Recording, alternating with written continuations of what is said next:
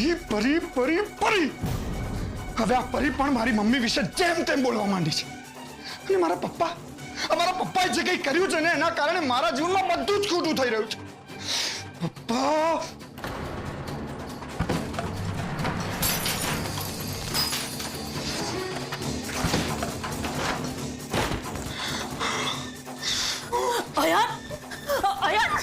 શું કરી રહ્યો છે?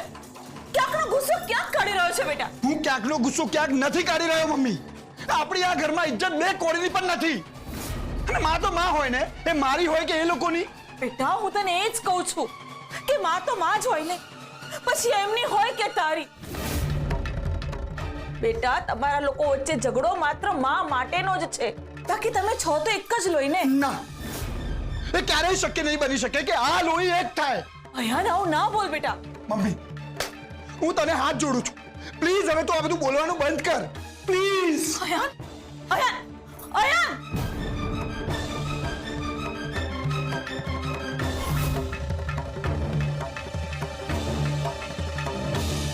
કોઈ પણ રીતે મારે ચિરાગ અને પરીને ખબર ન પડવી જોઈએ કે મેં જ ચામાં ઝેર મિલાવ્યું છે પણ મમ્મી મને એક પ્રશ્ન થાય છે જો તે ચામાં ઝેર નહોતું મેળવ્યું તો પછી તું આવું બોલી શું કામ?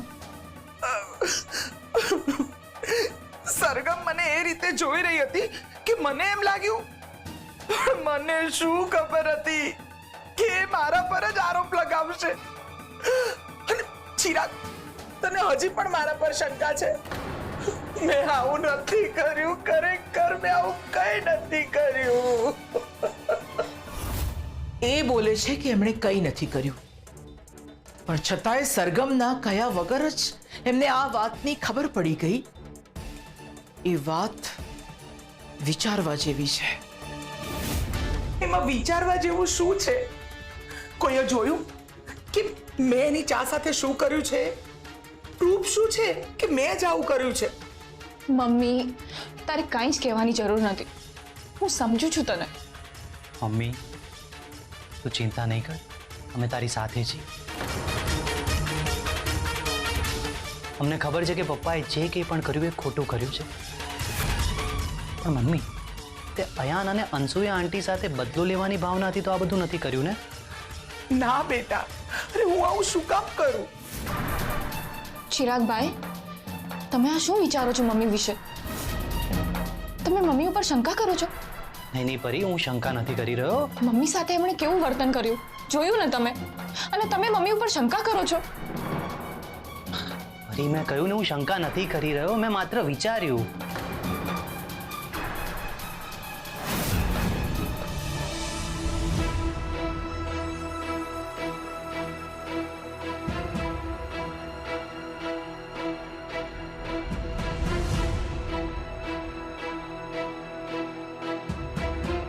બધું ઠીક તો છે ને અંશુ આંટી?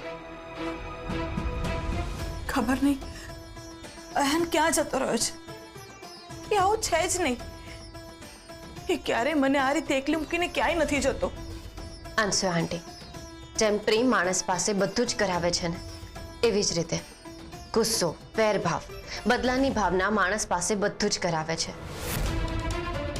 બની શકે કે એના ગુસ્સાનો ભોગ કોઈ બીજું ના બને એટલા માટે જતો રહ્યો હોય મારા દીકરામાં કેટલો બદલાવ આવી રહ્યો છે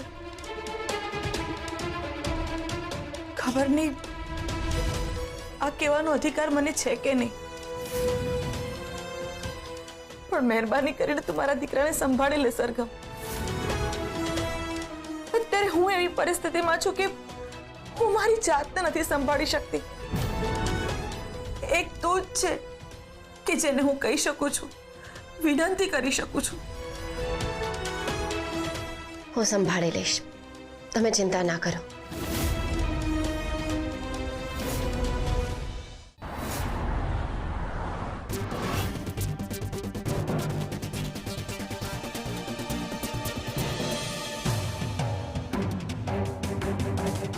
Oh shit.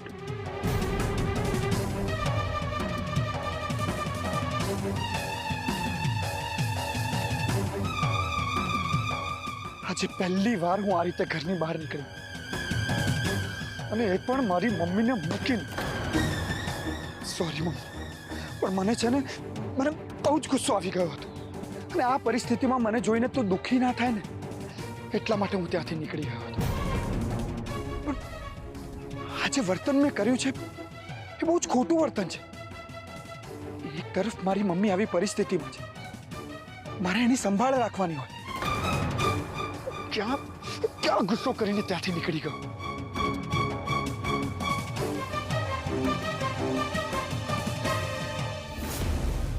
આવો.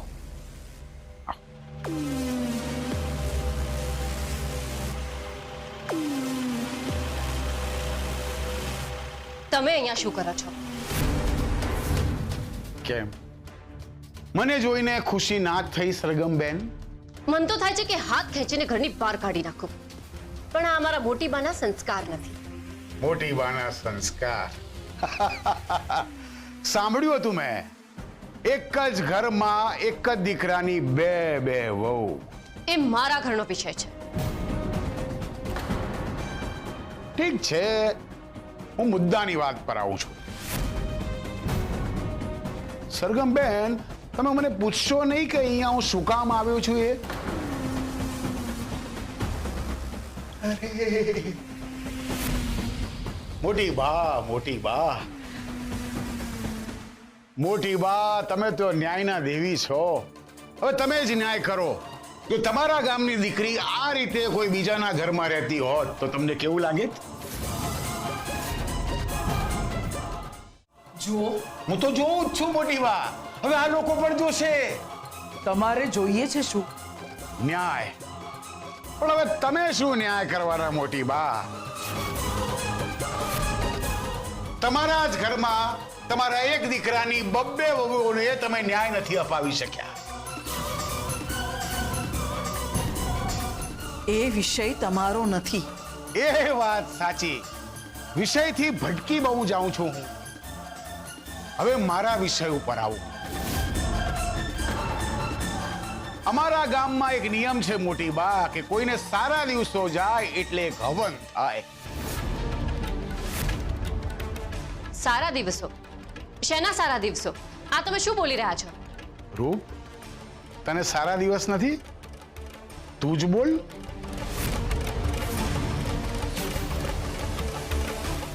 હા છે.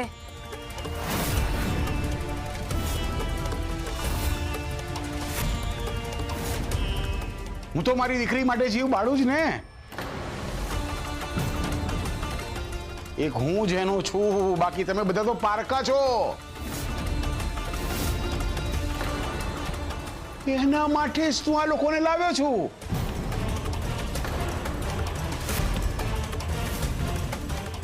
આ છે વકીલ સાહેબ, આ છે ગામના સરપંચ અને આ છે પંડિતજી. હવે વકીલ સાહેબ, તમે જ કહો કે લગ્ન કર્યા વગર આ સંબંધમાં કાયદો શું કહે છે? લગ્ન વગર આ રીતે બાળક એ આમ તો ગેરકાયદેસર કહેવાય.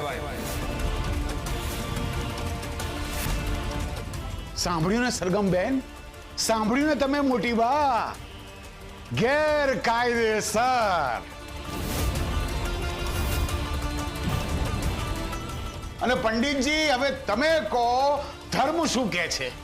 આ તો અધર્મ છે, પાપ છે, પાપ.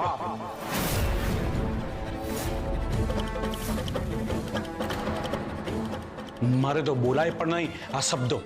ઓહો, સરગમબેન સાંભળ્યું ને?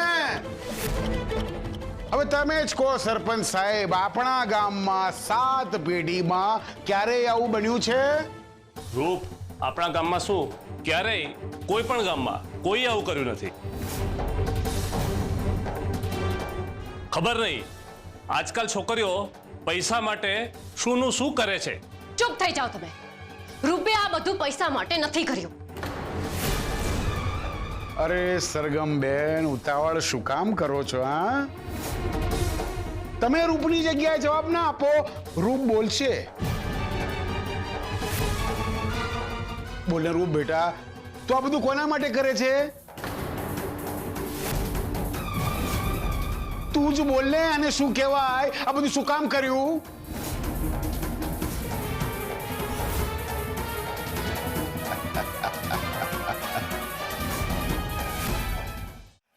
આ સંબંધ જે છે ને એને સંબંધ કહેવાય જ નહીં. લગ્ન પહેલા કોઈ બીજાના બાળકને પેટમાં રાખવાનું ને આ બધું કરવાનું એ તમારા શહેરોમાં ને મોટા ઘરોમાં નોર્મલ હશે, અમારા ગામડામાં નહીં. અને ખબર નહીં આ કોનું બાળક રૂપે પેટમાં રાખ્યું છે. સરગમબેન જવાબ આપો, આપો જવાબ. બોલો સરગમબેન, આ કોનું બાળક છે? બોલો.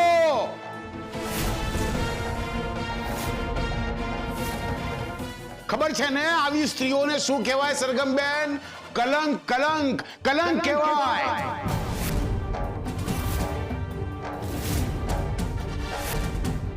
બોલો બોલો સરગમબેન, લગ્ન કર્યા વગર કોનું બાળક છે રૂપના પેટમાં?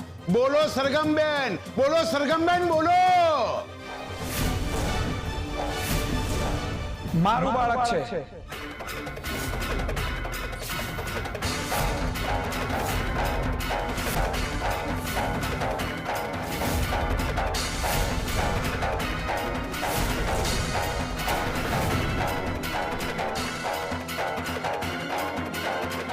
શું આ બાળક તારું છે? હા. તું ખોટું બોલે છે. Mind your language mister. ગુસ્સે શું કરવા થાય છે? આ તો ખાલી મેં કહ્યું. અને જો આ સાચું છે તો ચોક્કસ તારા અને રૂપના લગ્ન થયા હશે. હું તમને જવાબ આપવો જરૂરી નથી સમજતો. જવાબ આપવો નથી કે જવાબ છે જ નહીં? જવાબ તો એવા છે ને મારી પાસે કે તમે સાંભળીને અત્યારે ને અત્યારે અહીંયાથી ઊભી પૂંછડીએ ભાગશો. પણ અત્યારે તમને અને અહીંયા બધા જે છે બધાને કહી દઉં કે મારા અને રૂપના લગ્ન થવાના છે.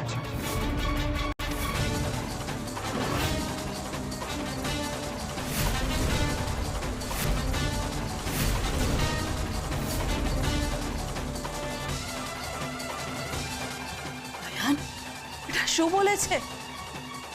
હા, હું જે કહી રહ્યો છું એ બધું બરાબર કહી રહ્યો છું મમ્મી. પણ આ તો ધ્વનિત અને સરગમનું બાળક છે ને? કોણે કહ્યું તમને? કોણે કહ્યું તમને આ બધું? આ મારું બાળક છે. તમે મહેરબાની કરીને અહીંયાથી ચાલ્યા જાઓ. કોઈ છોકરી પર આટલો મોટો આરોપ નાખતા પહેલા તમને વિચાર નથી આવતો? હા,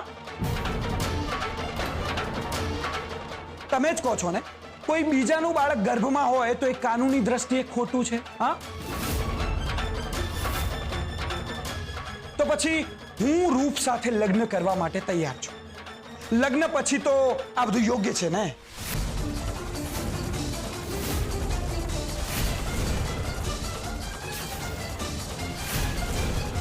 પણ શું પણ આ મારી પર્સનલ મેટર છે. તમે બધા આમાં વચ્ચે ના પડો. હું રૂપને પ્રેમ કરું છું અને આ મારું બાળક છે.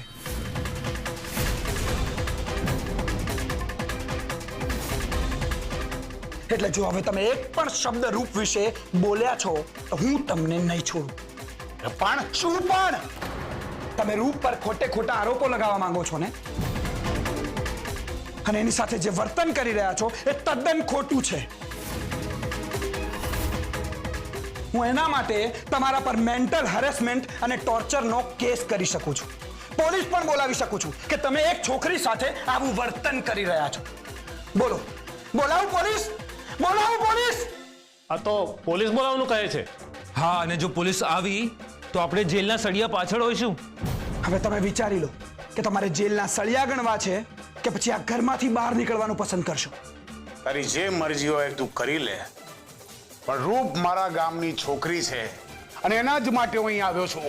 અચ્છા, રૂપે તમને ક્યારે અહીંયા બોલાવ્યા? હા, રૂપ અહીંયા સુખી છે, ખુશ છે અને રૂપ એની મરજીથી અહીંયા રહે છે. હું મારી થવાવાળી પત્ની અને બાળકની થવાવાળી માં વિશે એક પણ શબ્દ સાંભળી નહીં લઉં. એક પણ શબ્દ નહીં.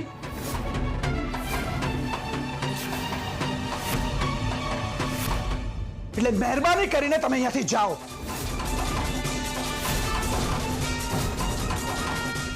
હવે તમે અહીંયાથી જાઓ છો કે હું તમને ધક્કા મારીને આ ઘરની બહાર કાઢું? અરે નીકળો! અરે નીકળો! Get out! એ કીધું ને નીકળો! Get out! અયાન બેટા શું કરે છે તું રૂપ સાથે લગ્ન કરીશ?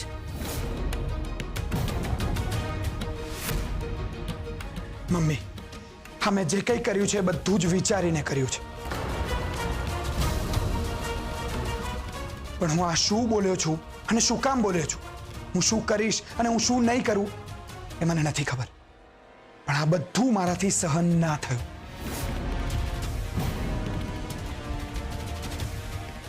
રૂપ, આઈ એમ સો સોરી. ખોટી રીતે મારા શબ્દોને મન પર ના લેતી. આ જે કંઈ પણ થયું એ બધું મેં તારા બચાવ માટે જ કર્યું છે. કોઈ પણ વ્યક્તિ આમ કોઈ સ્ત્રી પર આંગળી ઊંચી કરે ને એ મારા માટે અસહનીય છે. સો પ્લીઝ થઈ શકે તો મને માફ કરી દેજે.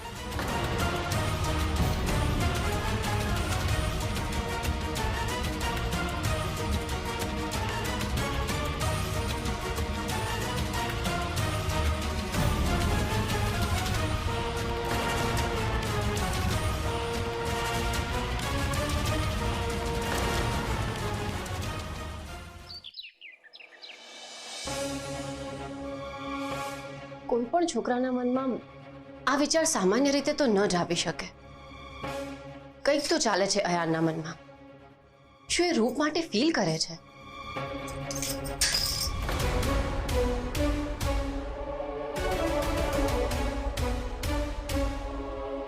તો શું વિચારે છે? એ જ કે અયાન આવું કેમ બોલ્યો? હું પણ એ જ વિચારું છું કે આટલું મોટું સ્ટેટમેન્ટ આપવું, જે છોકરી સાથે એનો કોઈ સંબંધ નથી, જે છોકરી સાથે એને કંઈ લેવા દેવા નથી, અને આયાને રૂપ માટે આવા શબ્દો કયા, અને ઉપરથી એને એની મમ્મીએ આ ઘરમાં શું ને શું નથી જોયું, અને આયાને પણ કેટલું બધું સાંભળ્યું છે, તેમ છતાં એને રૂપનો બચાવ કર્યો. એટલે મને વિચાર આવે છે કે સાચેમાં એક સ્ટેટમેન્ટ છે કે પછી અયાન રૂપ માટે કંઈ ફીલ કરે છે. હા, અને અત્યારે રૂપ અને અયાન બંને એક જ પરિસ્થિતિમાંથી પસાર થઈ રહ્યા છે, એક જ ફેઝમાંથી નીકળી રહ્યા છે. અત્યારે બંનેને એક જીવન સાથીની જરૂર છે કે જે સમજી શકે. એટલે અયાન અને રૂપ એકબીજા માટે પરફેક્ટ વ્યક્તિ છે. હા, રૂપની પણ આગળ પાછળ સાચવવા માટે કોઈ નથી, અને અયાનનું પણ એવું જ છે ને. અત્યારે એની દુનિયા અધૂરી છે, અને આ અધૂરપ કોઈ છોકરી જ એના જીવનમાં ભરી શકે એમ છે. એટલે અયાને કહ્યું એવું સાચું થઈ જાય, અને રૂપ અને અયાનના લગ્ન થઈ જાય ને તો એ બંનેને એકબીજાનો સહારો મળી જાય.